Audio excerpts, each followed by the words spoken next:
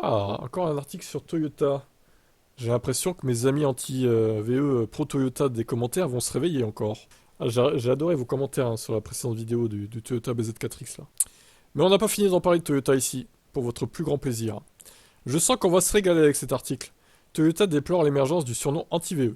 Nous ne sommes pas anti-VE, nous sommes simplement réels. Donc c'est Toyota Australie qui déclare ça. Je suis excité parce que ça envoie un message clair. Tu sais quoi? Toyota n'est pas anti-VE. En réalité, ce n'est pas le cas. Et nous voulons jouer sur ce marché. Nous voulons en faire partie, nous sommes excités. Nous ne considérons tout simplement pas ça comme la solution miracle ou la seule solution miracle vers la neutralité carbone. La multivoie reste notre énergie. Mais nous sommes ravis d'entrer sur le marché des BEV. Nous savons que ça joue un rôle, a déclaré l'exécutif. Ouais, alors pour l'instant, vous n'êtes pas anti-VE, mais bon, le BZ4X, désolé, est raté. Mauvaise efficience, mauvaise autonomie, il n'y a rien qui va quoi. Toyota Australie a fait valoir que jusqu'à ce qu'une voiture hybride, hybride rechargeable ou électrique à batterie puisse offrir les capacités d'un utilitaire ou d'un 4x4 à moteur diesel, l'entreprise a la responsabilité de fournir au marché des véhicules qui correspondent à la demande des consommateurs. Ouais, mais non, en fait là, ils rejettent la faute sur le consommateur, ils se disent, bah le consommateur veut ça, donc on va produire ça en fait. Mais ce qu'ils disent pas, c'est que les 4x4 diesel, c'est la plaie pour le climat en fait. Ça détruit la planète. Et que le consommateur le veuille ou pas, je suis désolé, c'est pas une excuse. Au bout d'un moment, si ça détruit la planète, vous devriez arrêter de le faire et vous devriez être taxé pour sortir des véhicules pareils d'ailleurs. Et oui, je le dis, hein, je répète, hein, Toyota doit être taxé sur certains de ses véhicules. Alors peut-être pas tous, d'accord, mais ce genre de 4x4 diesel dégueulasse, ça doit être taxé, c'est sûr et certain. Dans tous les pays, hein, dans tous les pays. Il y a des pays qui sont moins regardants que d'autres, mais c'est pas normal ça aussi.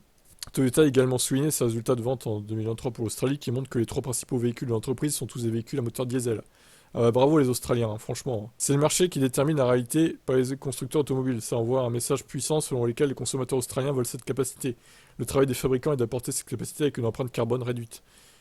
Ben, vous y arriverez pas, c'est un moteur diesel. Hein. Qu'est-ce que vous voulez réduire hein?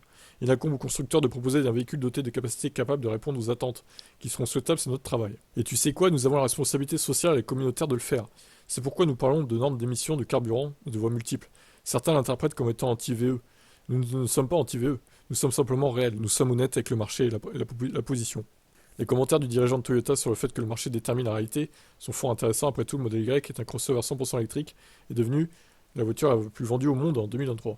Ouais, mais en Australie, visiblement, ils sont friands du diesel. Bon, après, il y a des dunes de sable, j'imagine qu'il y a des chemins escarpés, mais bon, c'est pas une raison, quoi.